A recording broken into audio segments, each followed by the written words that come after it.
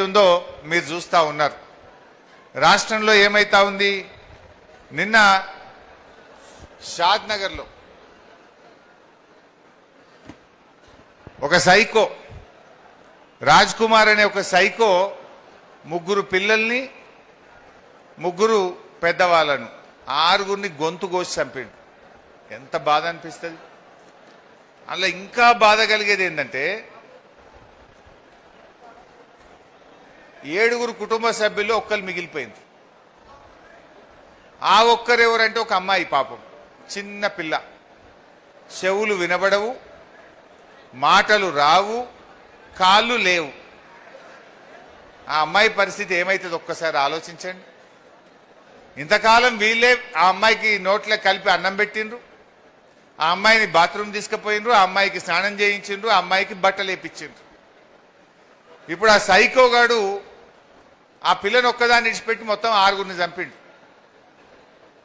ఎంత బాధ. ఇది పూర్తిగా రేవంత్ రెడ్డి వైఫల్యం. పోలీసు వాళ్ళు చేయాల్సిన పని చేస్తలేరు. పోలీసు వాళ్ళని రాజకీయాలకు బీఆర్ఎస్ పార్టీ వాడు ఎవడన్నా చిన్న ట్వీట్ పెడితే వాని మీద సాయంత్రం కల్లా కేసు పెడుతురు, పట్టుకపోతురు. మరి ఈ సైకో రాజ్ కుమారు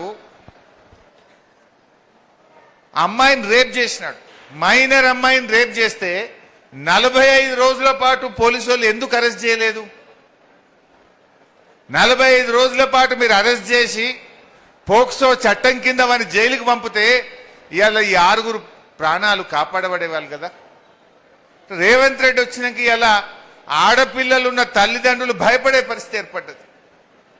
పోక్సో కేసులో ఒక నిందితుడిని కాంగ్రెస్ పార్టీ నాయకుడు, రేవంత్ రెడ్డికి సన్నిహితుడు, ఒక మార్కెట్ కమిటీ చైర్మన్ 20 లక్షల రూపాయలు లంచం తీసుకొని వారిని అరెస్ట్ కాకుండా ఒక రేపిస్టును కాపాడింది కాంగ్రెస్ ప్రభుత్వం. ఒక రేపిస్టును కాపాడింది. పోలీసు వాళ్ళు ఆ రేపు చేసినంత కూర్చొని మందు తాగింది.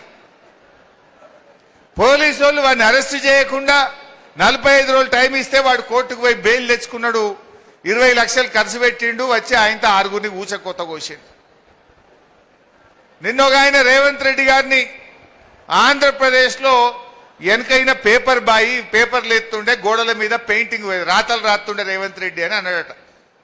అది ఉన్నదే అన్నాడు, నిజమే అన్నాడు. గోడల మీద రాతలు రాస్తోడిన పెయింటర్. అరే నేను ముఖ్యమంత్రిని, నన్ను పెయింటర్ అంటే వాడిని పోలీసు వాళ్ళు పోయి పట్టుకొచ్చి లోపలేసి పారేశారు. మా గీత ఏదో పోస్ట్ పెట్టి గీతమ్మ మీద కూడా పోలీస్ స్టేషన్లో కేసు పెట్టారు. నల్లబాలు అని పటాన్చెర్లు ఉంటాడు. ఓ చిన్నగా రేవంత్ రెడ్డి తప్పు చేసిండు అని ఒక ట్వీట్ చేస్తే వాడిని పట్టుకపోయి పాపం జైల్లో పెట్టిండ్రు. మరి రేపు చేసిన మాత్రం మందావుతురు పోలీసు వాళ్ళు కూర్చొని. ఇది రేవంత్ పాలన. అంటే మహిళల పట్ల, సైకోల పట్ల ఈ ప్రభుత్వం ఎంత ఉదాసీనంగా ఉందో మనం ఇలా అర్థం చేసుకోవాల్సిన అవసరం ఉంది. సెటిల్మెంట్లు పోలీసు వాళ్ళు దేనికి వాడుకుంటున్నారు? ల్యాండ్ సెటిల్మెంట్లు.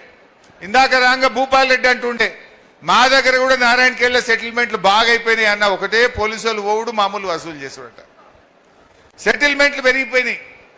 పోలీస్ వ్యవస్థను రాజకీయ కేంద్రంగా, సెటిల్మెంట్ల అడ్డాగా, ల్యాండ్ డీళ్ల కోసం వాడడం వల్ల ఇలాంటి సైకోలు ఇలా పెట్టేయకపోతా ఉన్నారు. ఇవాళటి వరకు రేవంత్ రెడ్డి ఒక్క మాట మాట్లాడలే ఆ సైకో మీద. పక్క రాష్ట్ర ముఖ్యమంత్రి మాట్లాడిండు, ఇది అన్యాయం, ఇట్లా ఈ రకంగా ఆడపిల్లల్ని కోడి మెడ కోసినట్టు గొంతు కోసి చంపితే ఇది చాలా బాధకరమైంది అని చెప్పి ఇవాళ పక్క రాష్ట్ర ముఖ్యమంత్రులు మాట్లాడుతున్నారు. కానీ రేవంత్ రెడ్డికి చీమ గుట్టినట్టు లేదు. అంటే పాలన గాలికి వదిలేసినటువంటి పరిస్థితి. ఇది ఇట్లా ఉన్నది. మొన్న నీళ్లు కావాలి, కరువు వచ్చిందని మేము మాట్లాడినాం. కరువు వచ్చిందా? మీకైతే మంచినీళ్ళే వస్తలేవు, సాగునీళ్ళు ఎక్కడి. మంచినీళ్ళు కూడా రానిస్తలేడు రేవంత్ రెడ్డి.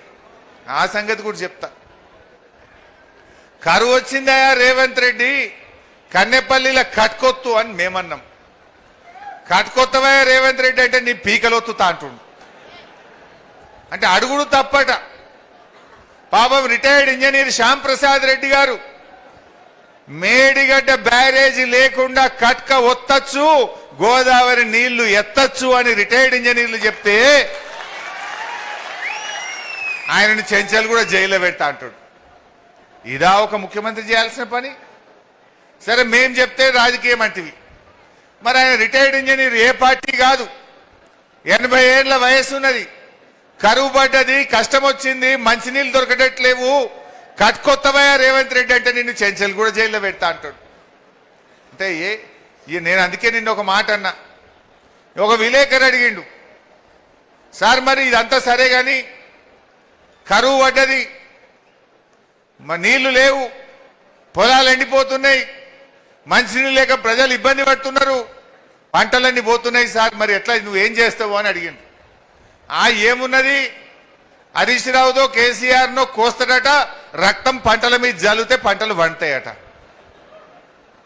నేను అంటున్నా, ఆ సైకో రాజ్ కుమార్ గానికి రేవంత్ గానికి ఏమైనా తేడా ఉన్నదా? ఏమైనా ఉన్నదా? ఆ సైకో గాడు మాట్లాడినట్టే నువ్వు మాట్లాడుతున్నావు, వాడు చంపిండు నువ్వు మాట్లాడుతున్నావు, గంతే తేడా. ఒక ముఖ్యమంత్రి మాట్లాడాల్సిన మాటనా? మొన్న బాల్కా సుమన్ ఏదో మాట్లాడిండు, అగో నువ్వు తప్పు మాట్లాడినావని జైల్లో పెట్టిండ్రు. మరి ఇప్పుడు రేవంత్ రెడ్డిని కూడా అరెస్ట్ చేసి జైల్లో పెట్టాలన్నా వద్దా? ఈ డీజీపీని అడుగుతున్న శివధర్ రెడ్డి, కాకి బుక్ ఉన్నది, కాకి బుక్ ఉన్నది తెలంగాణలో అన్నావు కదా, మరి నీ కాకి బుక్ కాకెత్తుకపోయిందా? ఎందుకు రేవంత్ రెడ్డి మీద కేసు పెట్టలేవు అని అడుగుతా ఉన్నా. ఎవరినన్నా కోస్తా రక్తం జల్లుతా అని మాట్లాడితే ఊకుంటారా? నువ్వు మాట్లాడితే నువ్వో నేను ఎవరైనా రేవంత్ రెడ్డి కోస్తాం రక్తం తీస్తాం రేవంత్ రెడ్డి అంటే దెబ్బ మన మీద కేసు పెట్టరా? మరి ఇలా రేవంత్ రెడ్డి ఈ రకంగా మాట్లాడితే అన్ని టీవీల్లో లైవ్ వస్తే రాష్ట్ర పోలీసులు ఏమన్నా కళ్ళు మూసుకుంటున్నారా? చట్టం లేదా? హింసను ప్రేరేపించవచ్చా?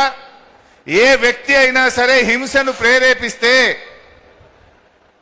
క్రిమినల్ మాటలు మాట్లాడితే, తప్పుడు మాటలు మాట్లాడితే కేసులు నమోదు చేయాల్సిందే, ఆ వ్యక్తిని వెంటనే అరెస్ట్ చేయాల్సిందే. ముఖ్యమంత్రికో న్యాయం, నారాయణ ఖేడ్లోని సామాన్య రైతుకు ఒక న్యాయం ఉండదు. అది ఎవరైనా అందరికీ ఒకే న్యాయం. మా గీతమ్మ ట్వీట్ పెడితేనే నువ్వు పోలీసు వాళ్ళని తోలినావు, మరి నువ్వు అడ్డగోలుగా ఓపెన్గానే మాట్లాడుతున్నావు కదా, మరి నీ మీద ఎందుకు కేసు పెట్టద్దు? గీతమ్మకో న్యాయం, రేవంత్ రెడ్డికో న్యాయం ఉంటుందా? గీతమ్మ మీద కేసు పెట్టినావు, మరి రేవంత్ రెడ్డి మీద ఎందుకు కేసు పెట్టరు మిస్టర్ సివి ఆనంద్ డీజీపీ గారు అని నేను అడుగుతా ఉన్నా.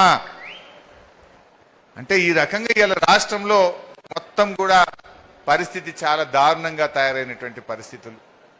అసలు ముఖ్యమంత్రి ఎంత దుర్మార్గంగా తయారైపోయిందంటే, మా భూపాలన్న చెప్పిండు, ఇప్పుడు ఏమన్నా అడిగితే పైసలు లేవు, నన్ను ఘోషినా పైసలు లేవు అంటాడు. లేవా? మూసీ సుందరీకరణకు 1,00,000 కోట్లు ఖర్చు పెడుతున్నావు, ఫ్యూచర్ సిటీకి 1,00,000 కోట్లు పెడుతున్నావు, అందాల పోటీలకు 100 కోట్లు పెట్టినావు, నీ మన్మంతో ఫుట్బాల్ షోకులు తీర్చుకోవడానికి 100 కోట్లు ఖర్చు పెట్టినావు. నువ్వు పూరీలు చేసుకుంటే మాకు ఇంట్లో పూరీలు చేస్తే మాకు ఇబ్బంది లేదు, కానీ ఫుట్బాల్ షోకుల పేరు మీద 100 కోట్లు ఖర్చు పెట్టి ప్రజాధనం వృధా చేసినవే, అది తప్పు రేవంత్ రెడ్డి అని నేను చెప్పదలుచుకున్నా.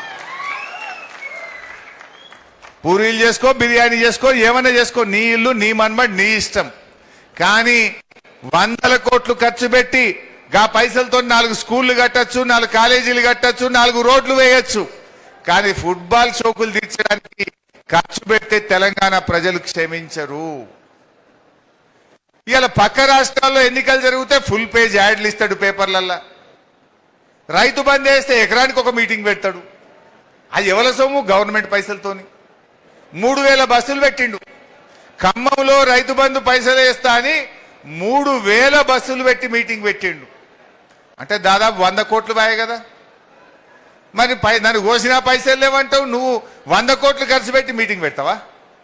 ఎకరంకో మీటింగ్. సిద్దిపేట ఎకరం వేసిండు యాసంగిలు, ఆడో మీటింగు. మంతనీళ్ళు ఎకరం వేసిండు, ఆడొక మీటింగు. మొన్న ఖమ్మంలో కేసీఆర్ ఉండగా ఎప్పుడో మీటింగ్ పెట్టినాడు, కట్టుకొత్తిండు, ఫోన్లు టింగు టింగు టింగున మోగినాయి, పైసలు పడ్డాయి. అంటే ఈయన పైసల్ని ఇష్టం వచ్చినట్టుగా ఖర్చు పెట్టి ఇలా రైతులకు, విద్యార్థులకు, ఇలా ఎస్సీ ఎస్టీ బీసీ కార్పొరేషన్లకు 1 రూపాయి ఇవ్వకుండా అన్యాయం చేస్తా ఉన్నాడు.